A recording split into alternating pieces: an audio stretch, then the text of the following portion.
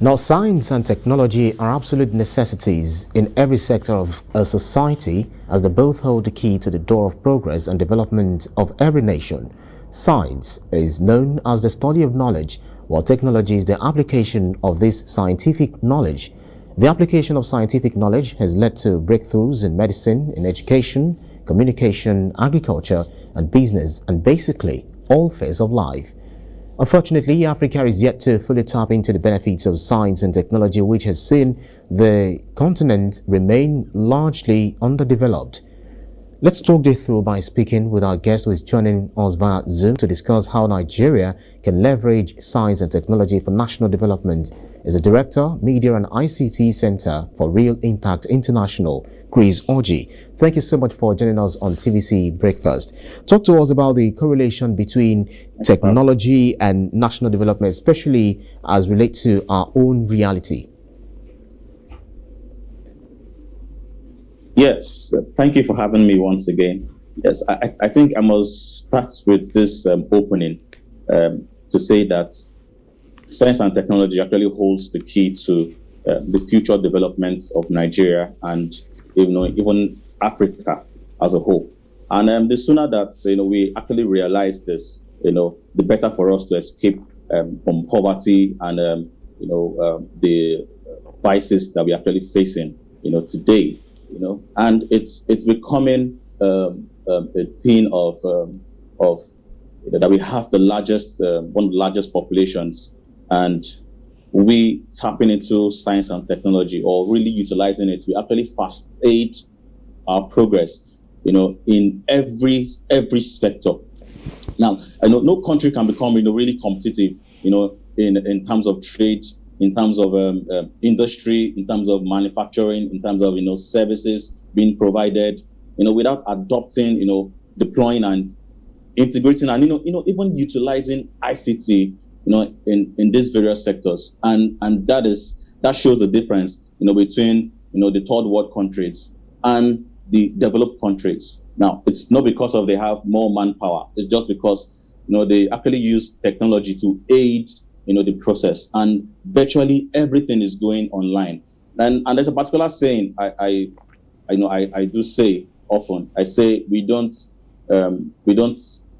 stay online anymore. We live online. Almost every device, almost every sector, has to utilize science and technology. Almost every sector has to, utilize innovation. It's time we start doing the right stuff. It's time we start portraying our uniqueness using technology. Yeah. And that's just going to be the difference between us and the rest of the world. Yeah, I think saying that we live online, that's actually what birthed the concept of netizens, that virtually everyone lives online. But then a lot of youths who are, today are getting into depression because the education sector or the education system has prepared for them is not the world we're living in today. But most of them, a lot of them who understands how to use technology go into, not all of them, but majority, as we can say, as we can also see and read in the media, they make use of this technology, internet, for instance, for fraudulent activities. They learn how to tweak it and use it against why it is initially developed. So what would you say regarding this? Yes, for me, I think the internet is they call it, it's actually amoral. You can use it for good, or you can use it for evil, just depending on the sides that you are actually trying to use it from. So it's really about how much have we been able to portray technology in the light of youth using it to solve critical societal problems. How much have we been able to come up with competitive will I call it competitive innovations or hubs that could really solve these challenges. So I don't know, but we could start with something like we're solving the problem of crime. How can we solve the crime using technology? And youth can come up with innovative, approaches, to see how they could, do something, that really can really solve it. And there are lots of stuff there out there on the internet, from the coding, the HTML, JavaScript, Python, Ruby, and the likes. There are a lot of stuff that they can actually use. Most people use Python, as a coding language to actually solve data issues and analyze data. And me and you knows that Nigeria is actually far back in terms of data analysis and data visualization. We're actually far back. So most times we can't really predict or make any informed decision based on the data that we have, and that's actually a very big challenge for us as a country. So somebody can come up with this innovative approach, to solve one of these issues. There was a time when I was teaching some young chaps, secondary school chaps, on robotics, and how they could code, send in a code and launch it out. And you see that in terms of the talent, we have the talent. Like our youths are everly ready, they're innovative, their minds are really, are really very fast, are very, very sharp to actually take out all this. And it begins to tell us that the problem is not really with the youths. It's just really with how much have we been able to package all this stuff, and give to them, and let them sew with it and profile solutions. We could develop a game with JavaScript, that could solve so many issues, and it goes on and on and on. So how much are we able to really introduce this stuff? I know that there might be also limitations in the school setting where they're still teaching old programming languages when the world has advanced, and this has to be conscious. It has to be deliberate, from whoever is making the rules in terms of the laws, to see how we could be up to date, we could come up to speed, even from the educational sector. And these new approaches can be inculcated. Now the world is moving to AI, artificial intelligence, and we're still we're still backwards. So we need to come up to speed. We need to come up to speed. Right. We need to come up to speed. What would you say regarding, because after school we know that it's mandatory for everyone to go on NYSC, and Yes. we know that NYSC also introduced skills acquisition and entrepreneurship development, which is SIDE, as often referred to. In Borno State, for instance, Yes. and also in Ogun State camp, they've got introduced different technologies for NYSC for core members. So would you say the country is on the right track in this regard? Yes. On the right track. On the right track in this regards, yes, because it's a good approach that we are using. We're trying to inculcate that, but I don't know the mode of technology that is being applied at that level. I know it might also boil down to the equipment being actually used, because yes, I know on camp they do digital skills for Africa, and that is based on learning how to use Google, put your business on Google, use Google to leverage on Google to actually help your business grow. I know that's one of the programs that's being run on camp, and that's because yes, I've also been a part of that training also, to also train core members on how they could use Google, leverage on Google to actually help the businesses and everything around them. Yeah, but it comes to the point of continuity and also sustainability. How much can it be sustained over time? How much can it be continued also over time? Then how much impact is actually measured? So it's not just about bringing the technology to camps. It's to measure the impact and to see how much the core members can actually replicate this these new skills that's actually learned.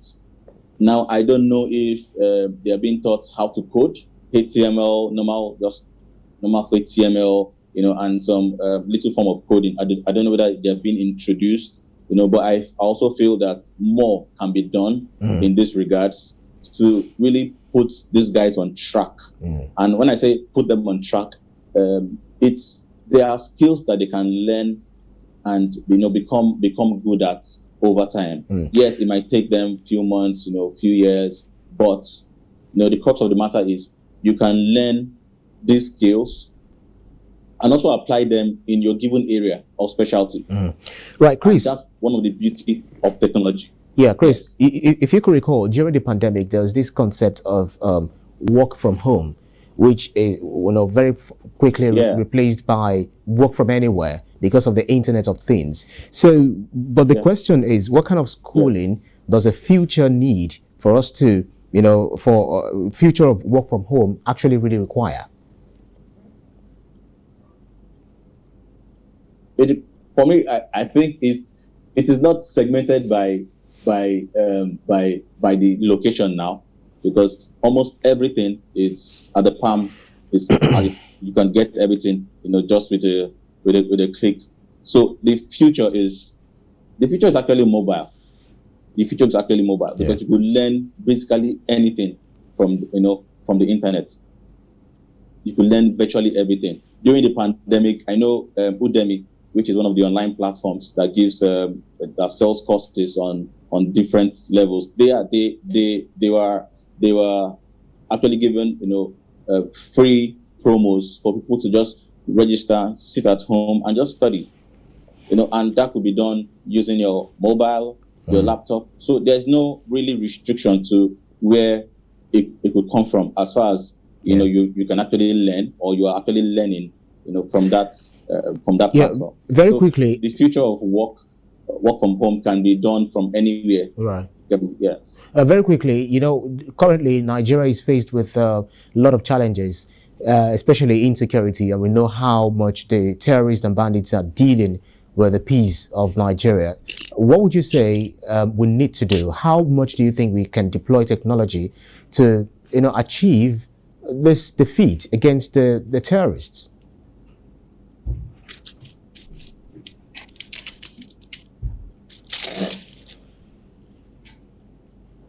Chris, did you catch that? Chris, are you there? I need to confirm whether you can hear me. Yes, right. So I was trying to find out. Chris, we're trying to find out. Want you to speak to the fact that we are faced with insecurity issues in the country, and then we need. I'm not sure how much we are deploying technology to fight against this insecurity. What would you say to this?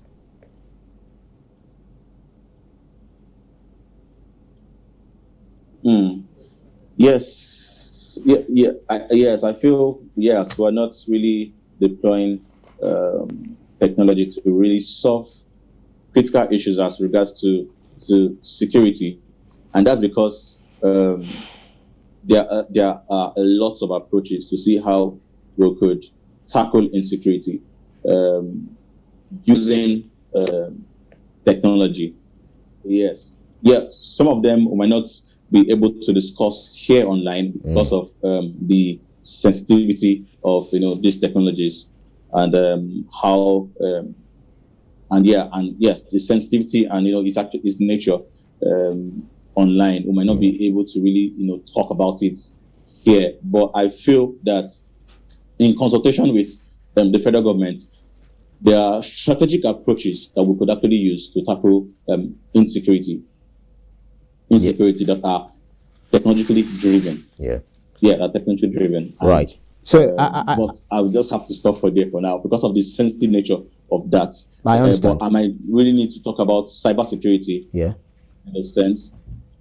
Right, I understand. So I want you to then now speak freely about how we can then deploy this technology, because we know that we've got different apps, even apps that belong to the security agents, for instance, the police, and we also know about our banking apps, which do not really work optimally. Sometimes you try to connect and you find it very difficult to connect or to make simple transactions.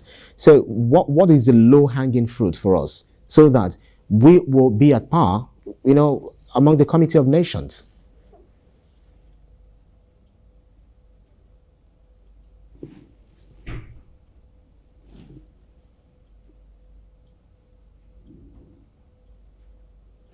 Right, Chris.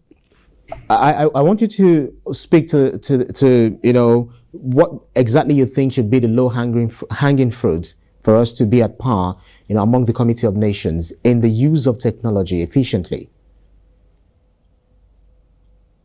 Sorry, I didn't get that clearly. Can you just Yeah, it's just a way of wrapping up this conversation. Okay. Talking about how we can deploy technology. If you look at the banking apps that we use, if you look at some other facilities that we use, internet facilities, etc. So, what exactly would you say is best for us to adopt? The kind of technology we'll adopt so that we can be, at par among the Committee of Nations. Okay, sorry, I didn't get the questions right correctly. But I think you're trying to compare us with right. So developed countries, right? Yeah, just a way of you wrapping up. What would be your final thoughts?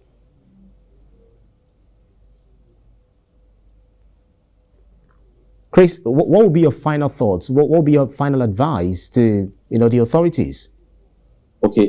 I can't really get you clearly, but yeah, I can't really get you clearly, but I think what I'll just say is we have stayed too long as a consumer-driven economy, and our population is actually ripe for change. Yeah. And if one must be at par with developed countries, we must try to use what they are using, and which is technology.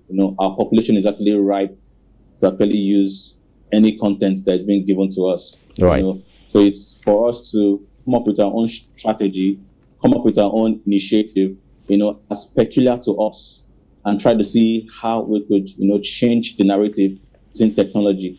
Every country is peculiar for, whatever reasons, but we could drive, our uniqueness using technology, and that's what is being driven, by the Western world. Absolutely. They really show us what we want to see, with the power of technology. It's not as if they have the best economy or security issues are not also they don't have challenges with security issues, but they decide to show us what we want to see, and which is the good side of them and good part of them. And I think that Nigeria is actually very unique. Yeah, Nigeria is. Yeah, Chris, I think it's a very, it's a convenient place for us to, leave the conversation. We've really, touched on so many things as regards deploying technology, for the better of the country. Director, Media and ICT Center for Real Impact International, Chris Orji, thank you so much for your time.